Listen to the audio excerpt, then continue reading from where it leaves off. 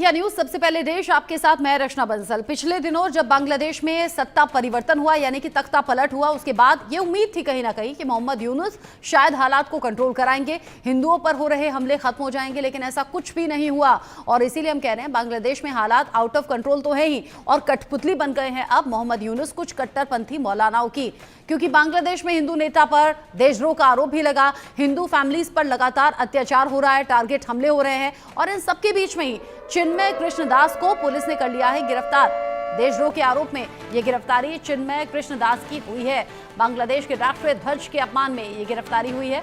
विरोध प्रदर्शन कर रहे हिंदुओं पर लाठीचार्ज किया गया। हिंदुओं की आवाज को उठाने का काम चिन्मय कृष्णदास करते हैं, और ऐसे में बांग्लादेश में इन बवाल की स्थितियों में देशद्रोह का आरोप लगाकर चिन्मय दास को गिरफ्तार कर लिया गया है। और इस गिरफ्तारी के बाद जाहिर सी बात है कि जो हिंदू धर्म से जुड़े हुए लोग हैं वो आहत भी महसूस कर रहे हैं, वो गुस्से में भी हैं और सड़कों पर आ भी गए हैं। अब सवाल ये कि क्या हिंदुओं पर हो रहे अत्याचार ऐसे ही बढ़ते रहेंगे? क्या हिंदुओं को बांग्लादेश अब छोड़ना पड़ जाएगा? छोड़ेंगे तो जाएंगे कहाँ? हिंदुओं पर हो रहे अत्याचार की हर कहानी बांग्लादेश से रह रहकर सामने आ रही है। ऐसे में हिंदुओं की आवाज दबाने की लगातार कोशिश भी मोहम्मद यूनुस की सरकार कर रही है, क्योंकि ना पुलिस में सुनवाई है, ना सेना में सुनवाई है। उल्टा पीड़ित पक्ष के खिलाफ ही एफआईआर हो जा रही है या जेल की सलाखों के पीछे डाल दिया जा रहा है। वहां कट्टरपंथी लगातार जुल्म ढा रहे हैं हिंदू परिवारों पर, और अब बांग्लादेश में हिंदू नेता पर देशद्रोह का आरोप लगाकर गिरफ्तार कर लिया। चिन्मय कृष्णदास को गिरफ्तार कर लिया है। कहा यह जा रहा है कि देशद्रोह का आरोप है, उन्होंने बांग्लादेश के राष्ट्रीय ध्वज का अपमान किया है। अब जब ये गिरफ्तारी हुई है तो हिंदुओं में नाराजगी बहुत ज्यादा है, आक्रोश भी देखने को मिल रहा है। बांग्लादेश में हिंदू धर्मगुरु की गिरफ्तारी एक बड़ा संकेत भी है कि जिस देश में हिंदू धर्मगुरु को यूं गिरफ्तार कर लिया जाए, वहां आम लोगों की सुरक्षा भला किसके हाथ होगी, किसके हवाले होगी?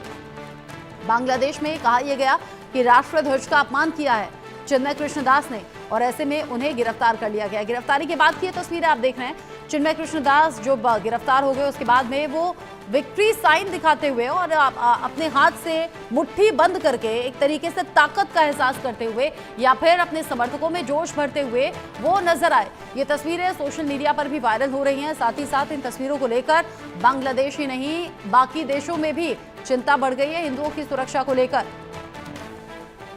चिन्मय कृष्णदास को फिलहाल गिरफ्तार कर लिया गया है। चिन्मय कृष्णदास पर तमाम कुछ आरोप भी हैं, उन आरोपों को लेकर कुछ सच भी हैं जो सामने आ रहे हैं। हालांकि जो दावा है, जो आरोप हैं वो आप जान लीजिए। बांग्लादेश के राष्ट्रीय ध्वज का अपमान करने का आरोप लगा, 19 लोगों के खिलाफ ये केस दर्ज कर लिया गया, और देशद्रोह के आरोप में ही चिन्मय कृष्णदास की गिरफ्तारी हो गई है।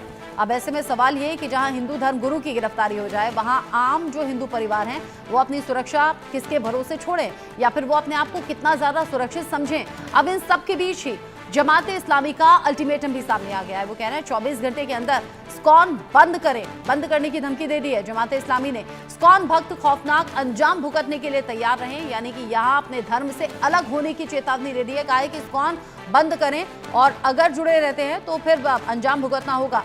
सोनाली में इस्कॉन का बोर्ड पहले ही हटा चुका है जमात इस्लामी, और अब ये सीधे चेतावनी हिंदू लोगों को दे दी गई है कि यहाँ अगर आप इस्कॉन को बंद नहीं करते हैं तो फिर अंजाम भुगतने के लिए तैयार रहिए। अब इन सब के बीच ही बांग्लादेश में टारगेट पर लगातार हिंदू मंदिर भी हैं, हिंदू फैमिलीज पर हमले हो रहे हैं, हिंदू महिलाओं के साथ अत्याचार हो रहा है, दुष्कर्म की घटनाएं भी सामने आ रही हैं, और यहाँ हिंदू मंदिरों को भी टारगेट किया गया है। फिरंगी बाजार जहां पर लोकनाथ मंदिर है, मनसा माता मंदिर है, वहां तोड़फोड़ हुई है। साथ ही साथ हजारी लेन जहां काली माता मंदिर है, वहां भी तोड़फोड़ की खबर है। कुछ मंदिरों में तोड़फोड़ कर दी गई, कुछ में आग जला दी गई, यानी कि आग के हवाले मंदिरों को कर दिया गया। और ये जो बढ़ती घटनाएं हैं ये बता रही हैं कि हिंदू किसी भी तरह से सेफ बांग्लादेश में नहीं है, और ये जो बांग्लादेश के हालात है वो अब ऊपर वाले के भरोसे ही है। यहाँ मोहम्मद यूनुस ऐसा लग रहा है आंखें मूंद ली हैं, ना पुलिस किसी तरह का कोई एक्शन ले रही है, ना सेना किसी तरह का कोई एक्शन ले रही है। ऐसा लग रहा है कि वो कट्टरपंथी मौलानाओं के हाथ की कठपुतली बन गई है। अब इस पूरे मामले को लेकर बांग्लादेश में तो हिंदू आवाज उठा ही रहे हैं, यहाँ हिंदुस्तान में बैठे हिंदुओं को भी बड़ा दर्द हो रहा है, बड़ा दिल दुख रहा है। देवकी नंदन ठाकुर इसको लेकर क्या कह रहे हैं, सुनिए एक बार। इस्कॉन वर्ल्ड वाइड एक बहुत बड़ी संस्था है, और उन्हीं के पुजारी को अरेस्ट किया गया बांग्लादेश में, और पूरे देश में मैं देख रहा हूं कि कोई भी इस्कॉन टेम्पल से बोल नहीं रहा। इतने डिवोटी हैं, सारे इस्कॉन टेम्पल ही अगर रोड पे आ जाएं तो भारत में जाम कर सकते हैं। बांग्लादेश को जाम कर सकते हैं, अमेरिका को भी जाम कर सकते हैं, इतने इस्कॉन के फॉलोअर्स हैं। पर एक व्यक्ति जिसने सत्य के लिए आवाज उठाई, वहां हिंदुओं को बचाने के लिए आवाज उठाई, इस्कॉन से आवाज नहीं आ रही उनके लिए? आनी चाहिए। जब देवकीनंदन कथा पंडाल में आवाज उठा सकता है तो हर एक इस्कॉन टेम्पल से आवाज उठनी चाहिए, हर एक मंदिर, हर एक कथा पंडाल से आवाज उठनी चाहिए। इतनी आवाज उठनी चाहिए कि हमारी आवाज बांग्लादेश के कानों में पड़े तो वो बहरे हो जाएं। इतनी ऊंची आवाज उठनी चाहिए। कथावाचक देवकीनंदन ठाकुर जो कि नाराज नजर आ रहे हैं, कह रहे हैं कि आवाज उठानी चाहिए और आवाज इतनी ऊंची हो कि बहरे हो जाएं वो लोग जो अभी आंखें मूंदे बैठे हैं। इस पर बात हम करेंगे। बांग्लादेश में लगातार हिंदू खतरे में है और हिंदुओं पर अत्याचार बढ़ रहे हैं, किसी तरह से रुक नहीं रहे और इन सबके बीच ही हिंदू धर्म गुरु को गिरफ्तार भी कर लिया गया। आचार्य